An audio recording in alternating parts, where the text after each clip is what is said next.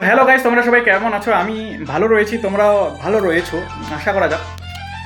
আজকে আমি নিয়ে এসেছি পর্যায় সারণী চ্যাপ্টারের ये तू শ্রেণী বরাবর लबदा কি করে वफा লং फिर করার दैन টেকনিক, लवणी रूप কিভাবে जाए শ্রেণী सजा বরাবর सजनी একটা सजनी টেকনিক जब রয়েছে যেটা নিনজা थोड़ा টেকনিক, যেটার दिखाना সাহায্যে हो পরপর শ্রেণীগুলোকে বলা যায়।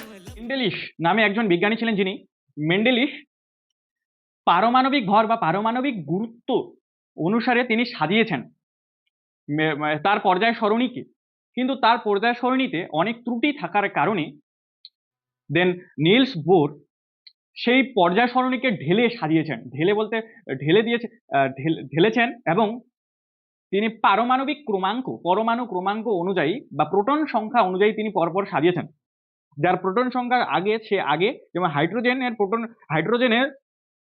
প্রোটন সংখ্যা এক, তাই হাইড্রোজেন এক, হিলিয়াম দুই, লিথিয়াম তিন, বেরিলিয়াম চার, বোরন পাঁচ, কার্বন ছয়, ইটিসি। তিনি এভাবেই তার পর্যায় সরণীতে, অর্থাৎ নিলস বোর তার পর্যায় সরণীতে এই পরমাণু ক্রমাঙ্ক অনুযায়ী সাজিয়েছেন। এক নাম্বার শ্রেণীতে যারা রয়েছে তারা সবাই ক্ষার ধাতু, এদের যোজ্যতা এক। এই শ্রেণীর সবচেয়ে শেষের মৌল ফ্রান্সিয়াম হলো তরল তেজস্ক্রিয় মৌল, সেটি তেজস্ক্রিয় মৌল এবং স্বল্পস্থায়ী। সমস্ত ক্ষার ধাতুগুলির, আগে বলি, দীর্ঘ পর্যায় সরণিতে নিলস বোরের তৈরি দীর্ঘ পর্যায় সরণিতে 18টি শ্রেণী রয়েছে এবং 60টি পর্যায় রয়েছে। শ্রেণী কি? লম্বা লম্বা সারিগুলো, উপর থেকে নিচের দিকে যে লম্বা লম্বা সারিগুলো, তাদের শ্রেণী বলে। এবং যেটা আবার পর্যায় হলো যেটা শুয়ে থাকা সারিগুলিকে এরকম করে শুয়ে রয়েছে, সেই সারিগুলিকে বলা হয় পর্যায়। এই যে শ্রেণী বরাবর মৌলগুলিকে মনে রাখার একটা ট্রিক রয়েছে, সেই ট্রিকটি হচ্ছে প্রথমে এক নাম্বার শ্রেণী ট্রিকটা বলি। এক নাম্বার শ্রেণীর যার যোজ্যতা হচ্ছে এক। যোজ্যতা কিভাবে বার হয়? যোজ্যতা হচ্ছে কোনো একটি মৌলের ইলেকট্রন বিন্যাস যদি হয়, তার সবচেয়ে বাইরের কক্ষপথে জয়টা ইলেকট্রন থাকবে, তার যোজ্যতা সেটাই। কিছু ক্ষেত্রে আলাদা রয়েছে, মানে যেগুলো বড় বড়, অর্থাৎ তিনের বেশি যার যোজ্যতা থাকে লাস্টের কক্ষপথে, 7 থেকে 3 মাইনাস করতে হয়। অর্থাৎ তিনের বেশি যদি হয় কোনো মৌলের যোজ্যতা, তাহলে 7 থেকে মাইনাস করতে হয়। তো এক নম্বর শ্রেণী লং করা টেকনিকটা হচ্ছে হালিনাকে রুবি সাজিয়ে ফিরেছে। এখানে 60টা মৌল রয়েছে, দেখি 1 2 3 4 5 6 7টা মৌল রয়েছে। তাদের লং করার টেকনিক হচ্ছে, দেখো, হালিনাকে রুবি সাজিয়ে ফিরেছে। হা হালি নাকে রুবি সাজিয়ে ফিরেছে।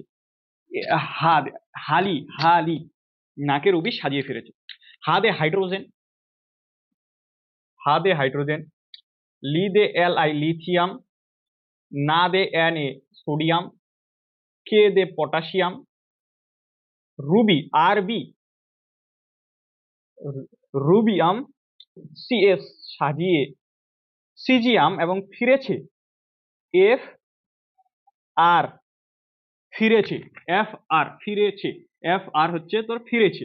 তারপরে ম্যাগনেসিয়াম 2 নাম্বার শ্রেণীতে রয়েছে তাদের মৌলগুলির নাম, মানে শর্টকাট ট্রিক পদ্ধতি হচ্ছে 2 নাম্বারে যারা রয়েছে তাদের শর্টকাট ট্রিক দাঁড়াও। বেটা মাঙ্গে কার স্কুটার বাপ রাজি, বেটা বিই, বেরিলিয়াম, মাঙ্গে Mg, magnesium, car Ca, calcium, scooter Sr, strontium, এবং বাপ Ba, বেরিয়াম, রাজি Ra, রেডিয়াম। এটা 2 নাম্বার শ্রেণীতে যারা রয়েছে তাদের লং করার টেকনিক। দেন এরা সবাই ক্ষারীয় মৃত্তিকা ধাতু, কারণ এদের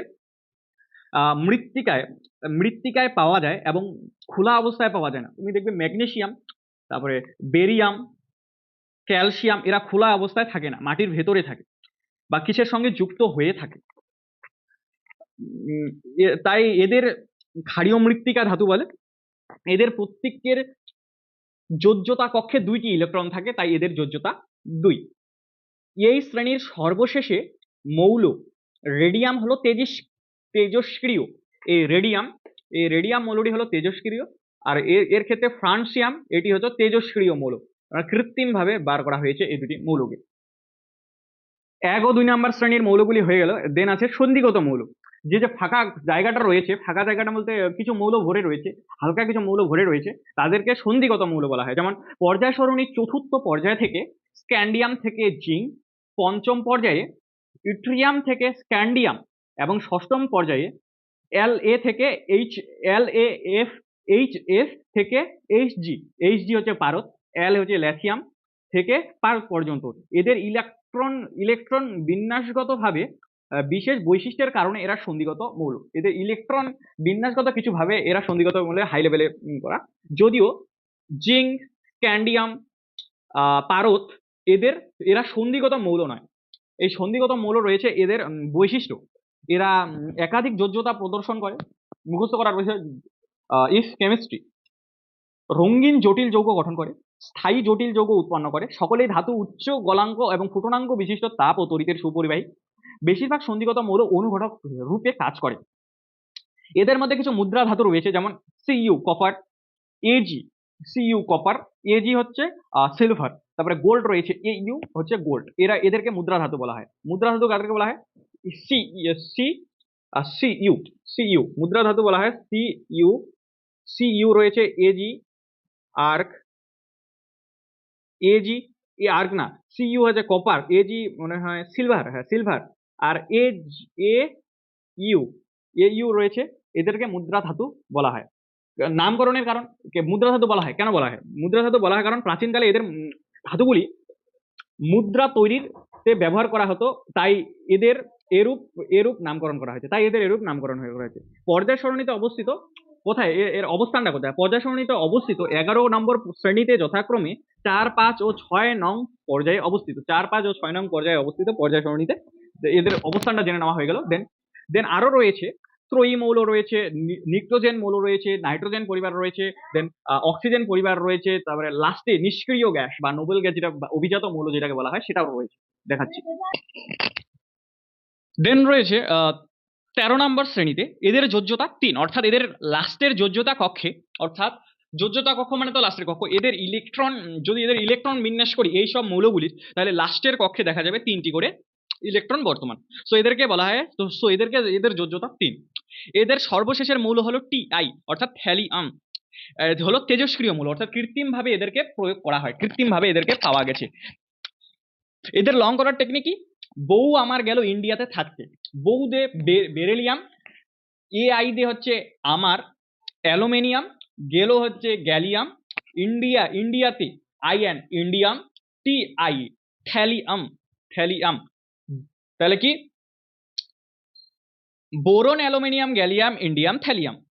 তারপরে 14 নম্বর শ্রেণী রয়েছে। 14 নম্বর শ্রেণীতে যারা রয়েছে তাদের যোজ্যতা কক্ষে 4টি ইলেকট্রন রয়েছে। আর না বলি, কলা সিলিলে জার্মানির সোনা পাবে। এদের লং করার টেকনিক, কলা সিলিলে জার্মানির সোনা পাবে।